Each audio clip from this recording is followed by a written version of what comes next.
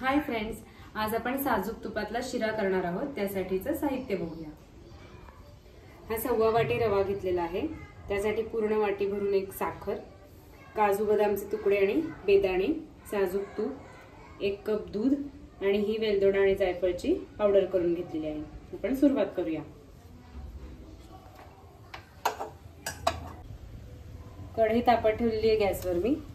आता त्यामध्ये आपण 2 चमचे साजूक तूप घालूया।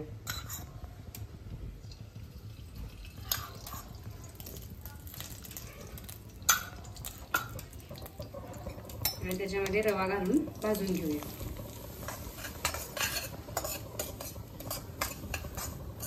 रवा थोडासा गुलाबीसर रंगाचा होईपर्यंत भाजून घ्यायचा आहे।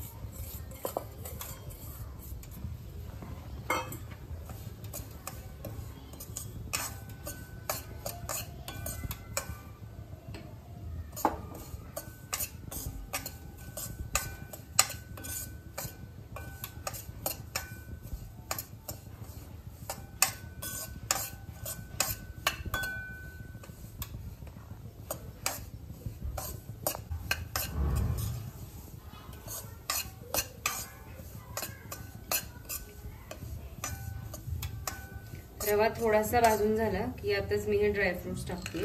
ते पण म्हणजे छान खरपूस भाजले जाते। मला हवं असेल तर तुम्ही वरून सुद्धा टाकू शकता।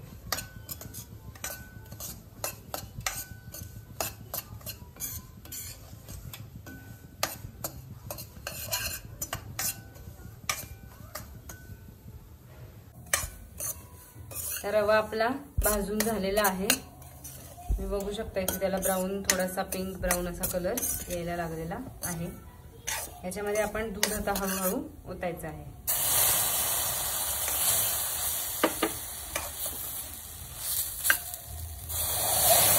गॅस बारीक करायचा आहे दूधाला।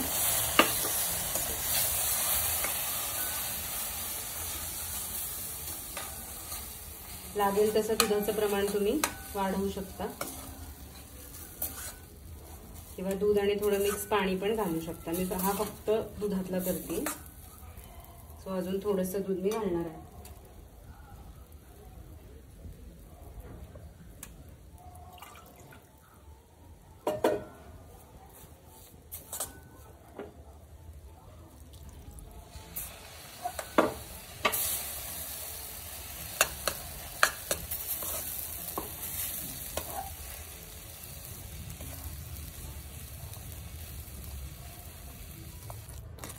हे बघा, साधारण मी इथे 1.5 कप दूध घातलेलं आहे। आता याच्यामध्ये आपण साखर घालूया।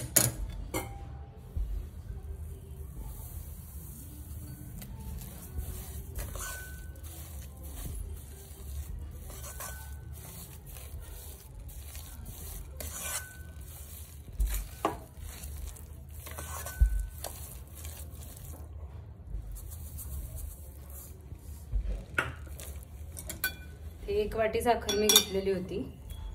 जसं गोड आवडतं कमी जास्त त्याप्रमाणे तुम्ही प्रमाण बदलू शकता। त्यातली मी थोडीशी ठेवली आहे, एवढं गोड बास होईल असं मला वाटतंय।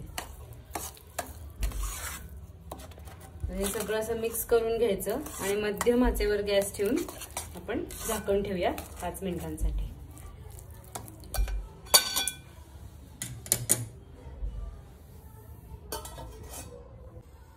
आता 5 मिनिटं झालेली आहेत, सो आपण झाकण उघडून बघूया।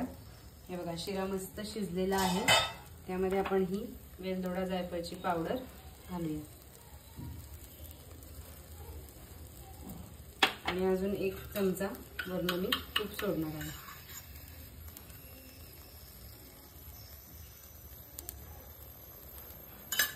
आता हे मिक्स करायचं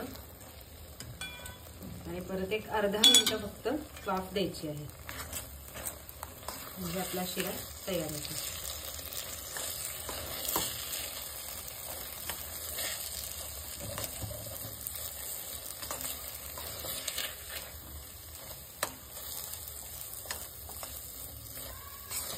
परत आपण झाकण ठेवूया आणि अर्धा मिनिट वाफ देऊया।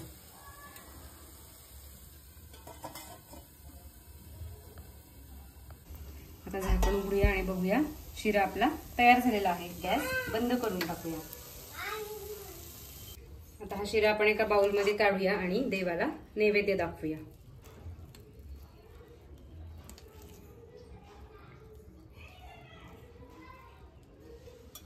सो आता हा शिरा नैवेद्य दाखवा आणि मस्तपैकी खाऊन घ्या. लाईक, शेअर आणि सबस्क्राईब करा. थँक्यू. बाय.